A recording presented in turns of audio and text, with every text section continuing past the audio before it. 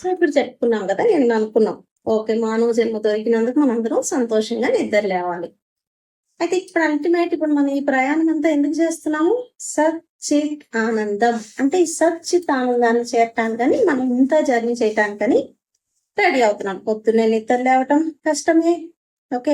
అతి సంతోషంగా నిద్ర లేవటం ఇంకా కష్టమే. కానీ ఎన్ని రోజులు ఈ కష్టము?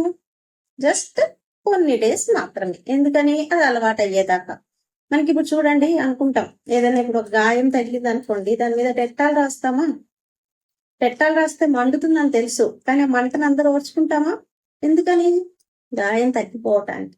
అలాగే మన ఈ బాధలన్నీ తగ్గిపోవాలి అంటే మనము ఇప్పుడు ఈ డెట్టాల్ అనే ఈ బాధ పొద్దున్నే లేవటము, సంతోషంగా లేవటం, ఇట్లా ఇప్పుడు నేను చెప్పే ఈ చిన్న చిన్న టిప్స్ అలవాటు చేసుకుంటే ఇదంతా ఒక డెట్టాల్ లాగా అనుకోండి. అంటే మన బాధలన్నిటికీ నివారణకి మనం చేసే ఒక వైద్యం. సరేనా? సో దీనిలాగా మనం కంటిన్యూ చేసుకుంటూ వెళ్దాం. సో ఇప్పుడు ఏమనుకుంటున్నాం, నిన్న మనం పొద్దునే సంతోషంగా నిద్ర లేచాం. ఓకే. ప్రాక్టీస్ చేశాం.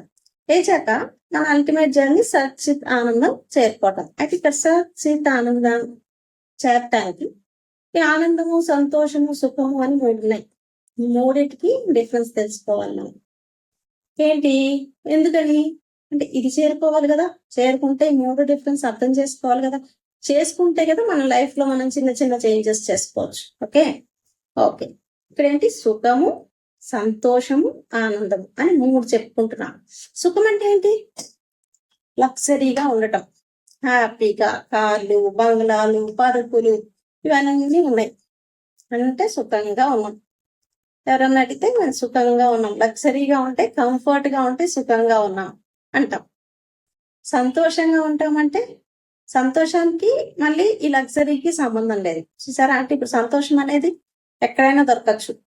పూరి గుడిసెల్లో వాళ్ళు సంతోషంగా ఉండొచ్చు. ఆస్తులు ఇవన్నీ ఉన్నవాళ్ళు సంతోషంగా ఉండొచ్చు. ఓకే. అది సంతోషం అనేది ఏంటి? మనకు కావాల్సినది దొరికినప్పుడు సంతోషంగా ఉంటాం. ఎగ్జాంపుల్ ఇప్పుడు ఉన్నారు, మనము బయట పూరి గుడిసెలోనే ఉన్నారు. ఓకే. మీరు తీసుకెళ్లి అన్నం పెట్టారు. అన్నం పెట్టినప్పుడు వాళ్ళు అన్నం తీసుకొని ఆ రోజు ఆకలితో ఉన్నారు. ఆకలితో ఉన్నప్పుడు అన్నం తినాలని ఉంది. సో అన్నం తీసుకొని వాళ్ళు తింటారు సంతోషంగా. ఎందుకంటే వాళ్ళకి ఆ రోజు దొరికింది.